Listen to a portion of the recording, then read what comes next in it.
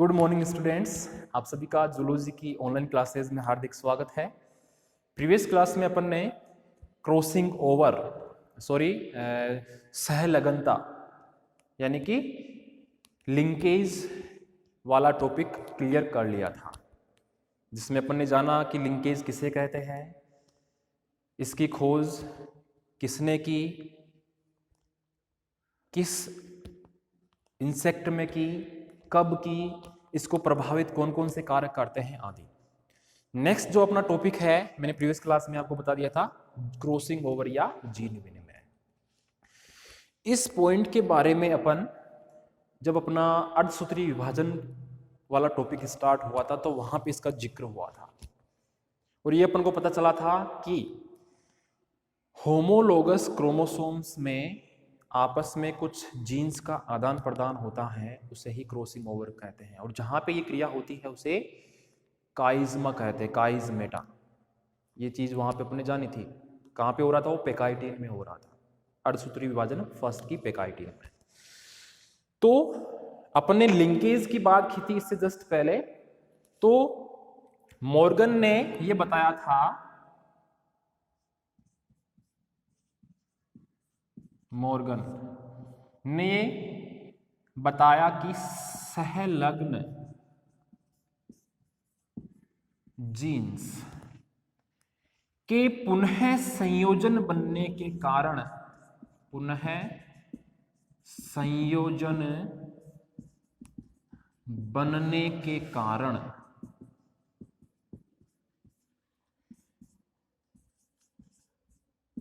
Meiosis reaction के दौरान homologous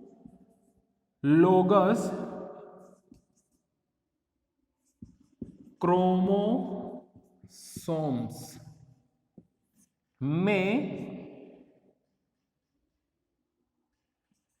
खंडों, जिन्हें बोलते हैं सेगमेंट्स, का आदान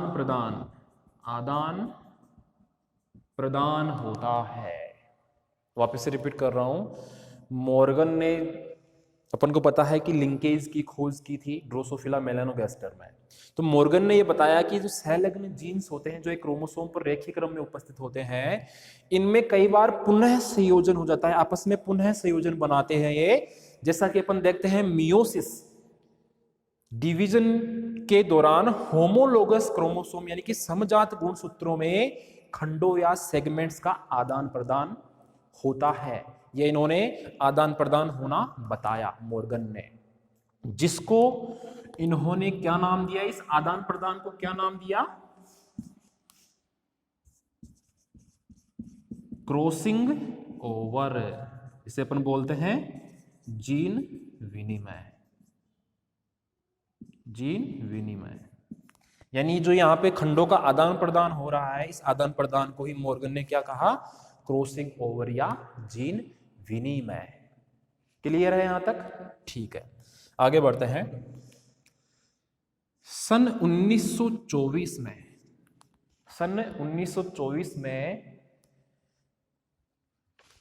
प्रोफेसर एफ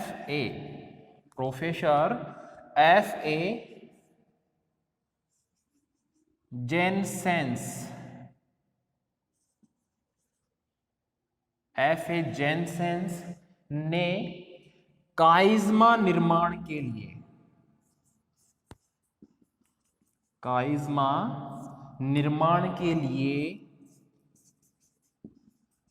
काइज्मा टाइप थ्योरी प्रस्तुत की थी। किसने की थी? Professor F.A. जेनसेंस नामक वैज्ञानिक ने यह बताया था कि क्रॉसिंग ओवर की जहां पे होता है वहां पे काइज्मा का निर्माण होता है, अपन को पता है। तो काइज्मा का निर्माण के लिए उन्होंने काइज्मा टाइप थ्योरी दी थी इसको समझाने के लिए, जिसका समर्थन किया था जेबी बिलिंग एंड सीडी डार्लिंगटन ये दो वैज्ञानिक थे जिन्होंने समर्थन किया था F.A. जेनसेंस की काइज्मा टाइप थ्योरी का। कौन कौन थे वो वैज्ञानिक? J.B. बिलिंग और C.D. डार्लिंगटन।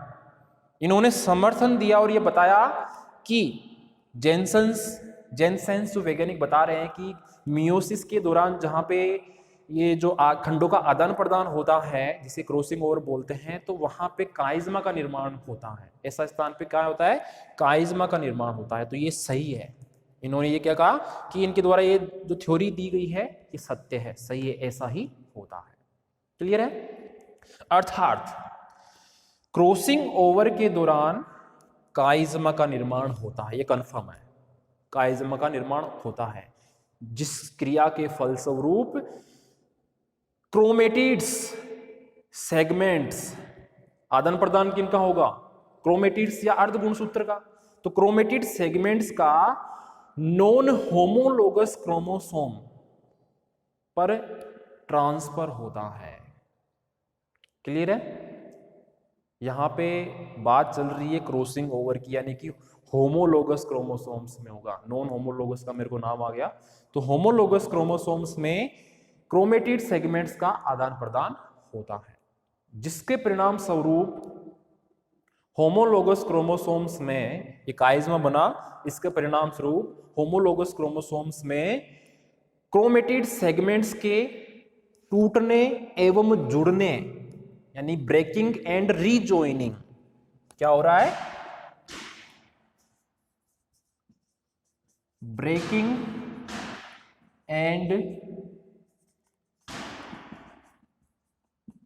रीजॉइनिंग, यानी टूटना और जुड़ना की क्रिया के द्वारा आनुवांशिक लक्षणों का आदान प्रदान होता है।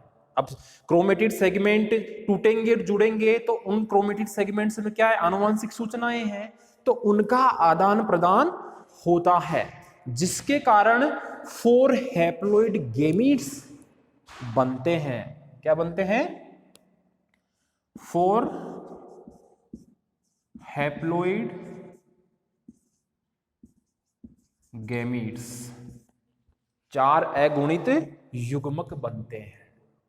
जैसे ही क्रॉसिंग ओवर हुआ, क्रोमेटिड सेगमेंट्स का, खंडों का आदान प्रदान हुआ, यानी कि आनुवंशिक सूचनाएं भी आदान प्रदान हो गई, जिसके फलस्वरूप 4 हैप्लॉइड गैमीट्स का निर्माण होता है। वो कैसे होता है उसको अपन डायग्राम बना के समझेंगे तो ये चीज यहाँ पे अपनी क्लियर हो जाएगी। तो बनाते हैं अपन इसका डायग्राम ताकि ये अपने पॉइंट क्लियर हो जाए। इतना समझ में आ गया होगा क्रॉसिंग ओवर, क्योंकि अपना पहले भी पढ़ा हुआ है तो कोई इतना हार्ड टॉपिक नहीं है।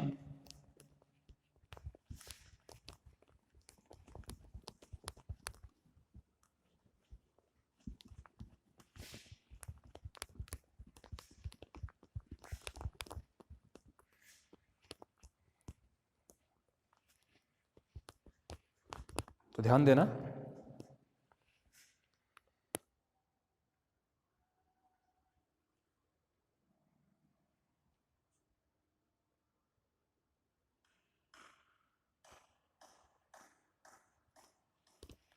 ये कोई क्रोमोसोम का जोड़ा है, होमोलोगस। कैसा? होमोलोगस।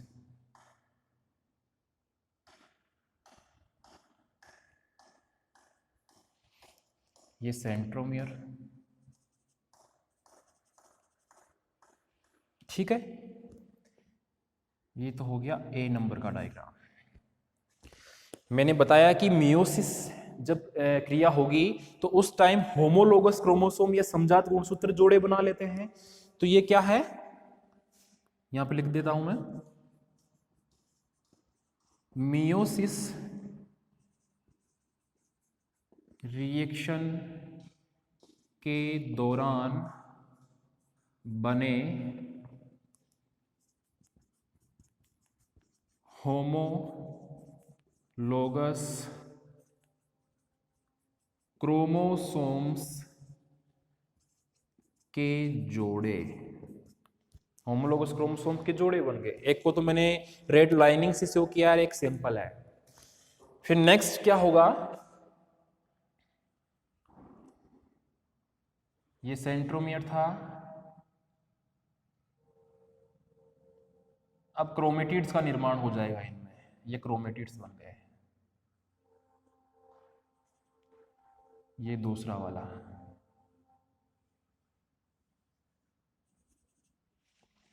इसको रेड लाइनिंग से शो कर देता हूं ऐसे। ये बी नंबर का डायग्राम। यहां पे क्या हो रहा है, होमोलोगस क्रोमोसोम्स में क्रोमेटिड्स का निर्माण। यहां पे तो जोड़ा बनाया है होमोलोगस क्रोमोसोम्स ने मियोसिस में। यहां पे जैसे ही जोड़ा बना तो इनमें होमोलोगस क्रोमोसोम्स में क्रोमेटिड्स का निर्माण हो गया। ये क्रोमेटिड, अर्ध क्रोमेटिड, ये क्रोमेटिड, इसमें भी क्रोमेटिड, इसमें भी क्रोमेटिड। तो नेक्स्ट डायग्राम, फिर क्या होगा, फिर अपन इसमें क्रॉसिंग ओवर होते हुए शो करेंगे। वो कैसे शो करेंगे, ध्यान से देखना।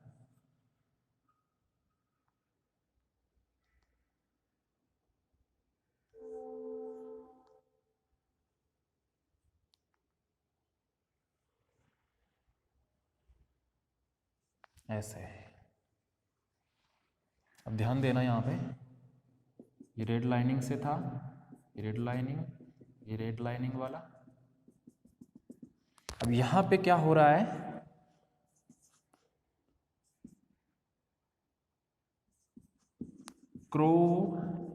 क्रोमेटिड्स एक दूसरे से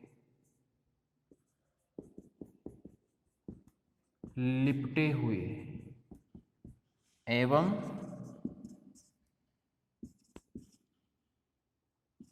क्रॉसिंग ओवर का प्रदर्शन। यहां पे देख सकते हो आप, ये जो होमोलोगस क्रोमोसोम्स का जोड़ा था, इसमें एक तो इसका क्रोमेटिड और एक इसका क्रोमेटिड, इन क्रोमेटिड्स, ये क्रोमेटिड्स आपस में लिपट गए हैं, यहाँ पे लिपट गए हैं, ये देखो। और यहाँ पे क्रॉसिंग ओवर का प्रदर्शन हो रहा है, यानी कि ये जो रेड मार्कर वाला क्रोमोसोम का क्रोमेटिड है, ये टूटकर इसके पास आ जाएगा और इसका क्रोमेटिड टूटकर इसके पास आ जाएगा। तो ऐसे क्रॉसिंग ओवर कंप्लीट हो जाता है। तो अपन ने क्रॉसिंग ओवर में यही तो समझा है कि क्रोमेटिड सेगमेंट्स का आदान प्रदान होता है। तो जहां पे आदान प्रदान हो रहा है, इस भाग को क्या बोलेंगे अपन, काइज्मा। इस पॉइंट को क्या बोलेंगे, काइज्मा। तो नेक्स्ट डायग्राम कैसे बनाऊं मैं, यहीं पे बना देता हूं ताकि समझने में आसानी रहे। ऐसे,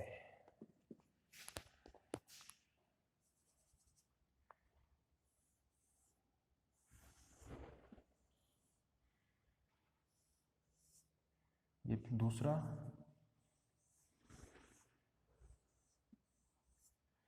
अब ध्यान देना, ये तो सेम रेड लाइनिंग, इनमें कोई परिवर्तन नहीं हुआ, ये भी सेम, लेकिन इसका क्रोमेटिड टूटकर इसमें आ गया और इसका इसमें चला गया। तो यहाँ पे ये हल्का सा रेड रेड और बीचे का पूरा ये इसका भाग आ गया, और यहाँ पे ये रेड वाला चला गया, ये लो, हो गया आदान प्रदान। इसका ये वाला टूटकर यहाँ पे आ गया और ये वाला टूटकर यहाँ पे आ गया, यानी कि क्रोमेटिड सेगमेंट का आदान प्रदान हो गया। तो ये अवस्था उपस्थित। तो यहां पे अपन लिख सकते हैं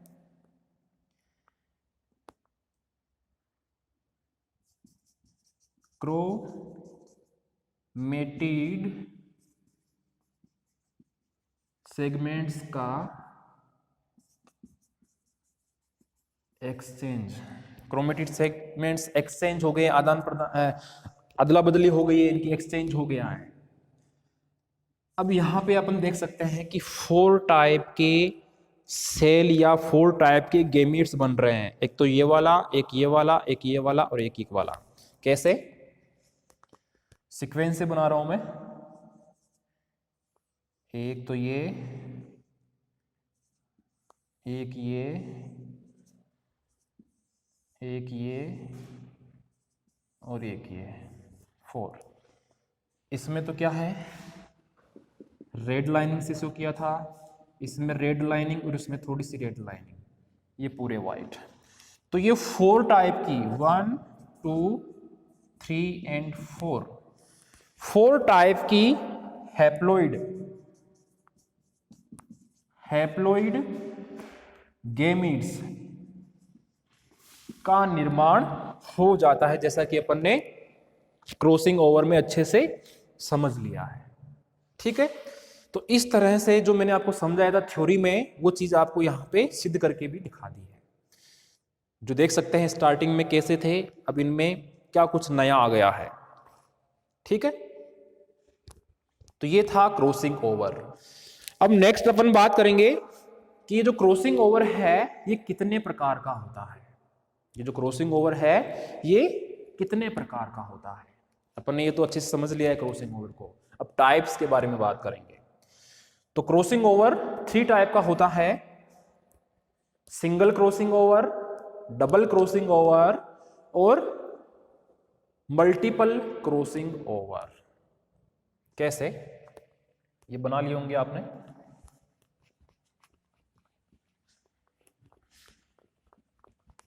यही डायग्राम आपको नोट्स में भी मिल जाएंगे। तो यहां पे अगर बना नहीं पाए तो एक ऑप्शन और है, नोट्स में बना लो, या फिर वीडियो को एक जगह रोक कर स्टॉप करके भी आप बना सकते हो।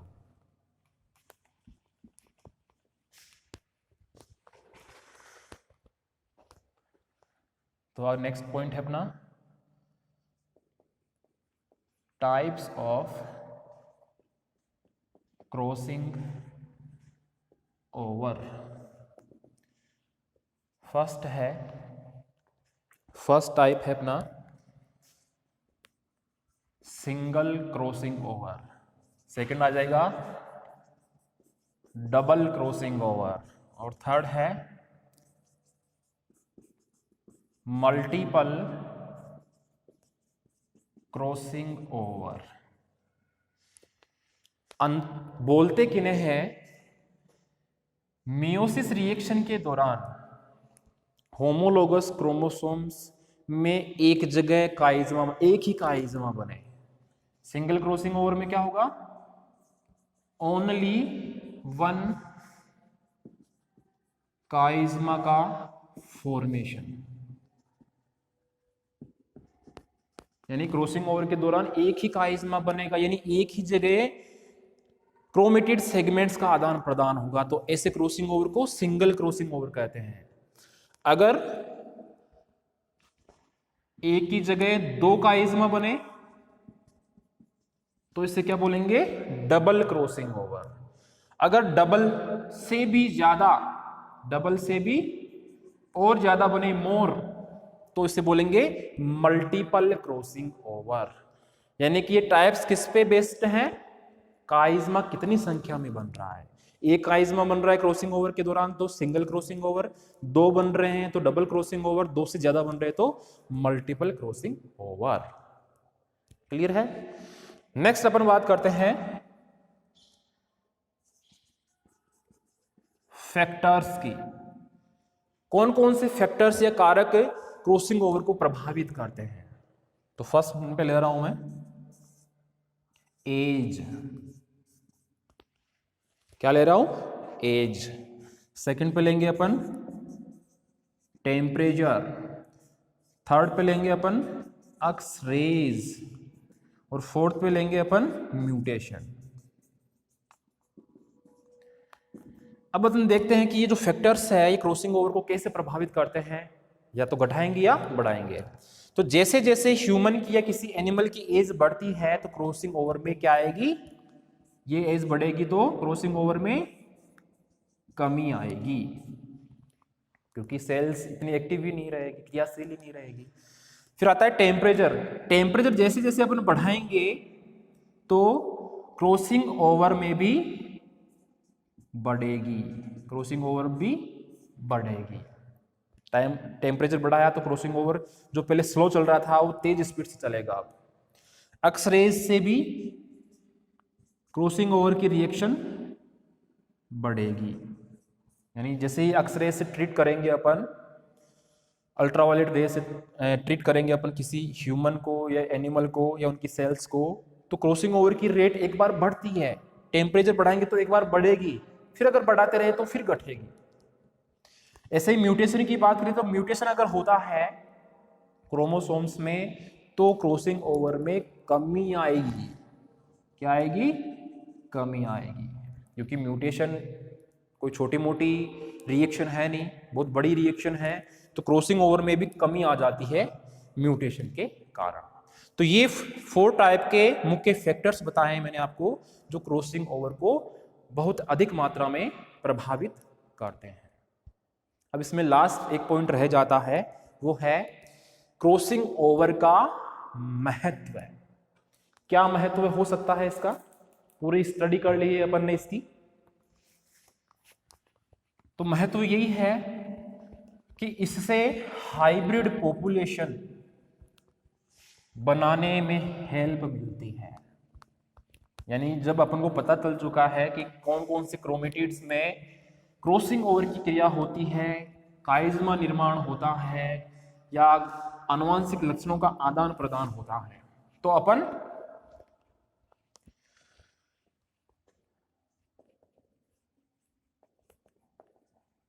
Significance of crossing over, significance का मतलब है यहां पे महत्व से। तो फर्स्ट महत्व में है या सिग्निफिकेंस की बात करूं तो इससे हाइब्रिड पॉपुलेशन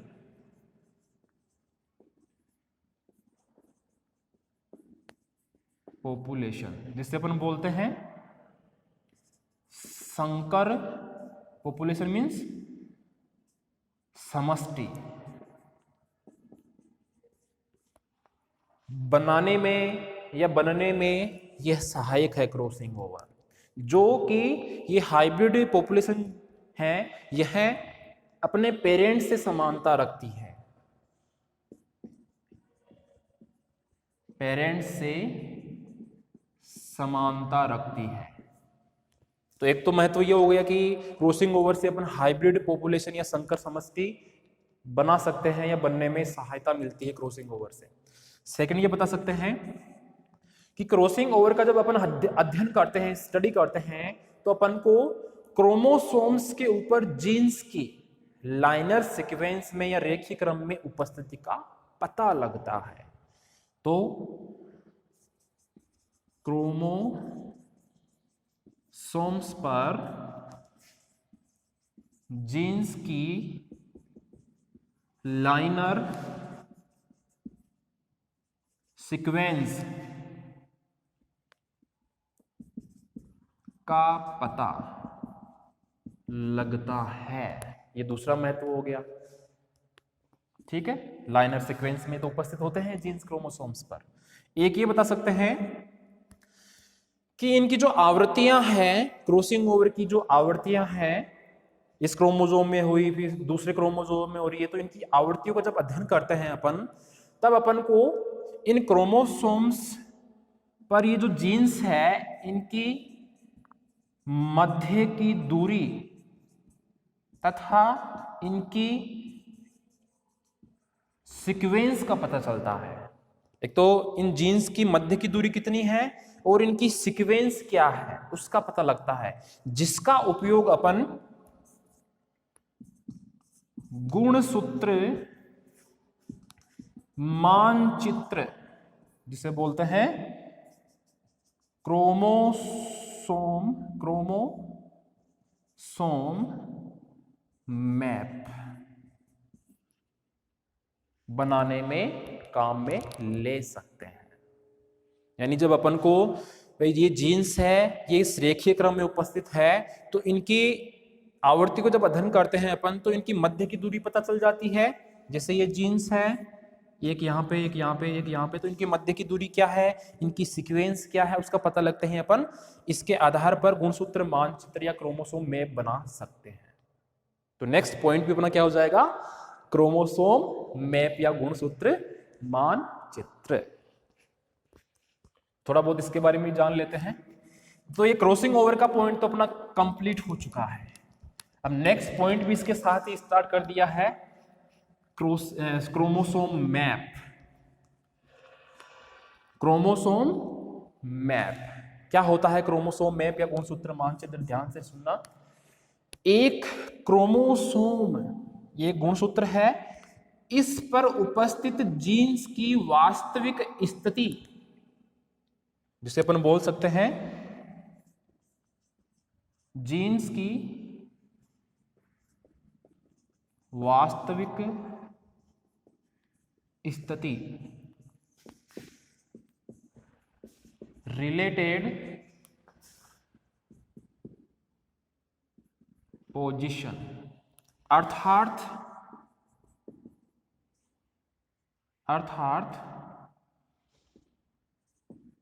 उपस्थिति स्थल, जिसे बोलते हैं अपन लोकी। जहां पर जीन उपस्थित होंगे ये यहाँ पे, तो इसके ऐसे क्या बोलेंगे अपन? जीन की वास्तविक स्थिति, उपस्थिति का स्थल या लोकी के चित्रीय निरूपण। इसका क्या किया अपन ने? उपस्थिति स्थल का चित्रीय निरूपण ही क्या कहलाता है? क्रोमोसोम मानचित्र।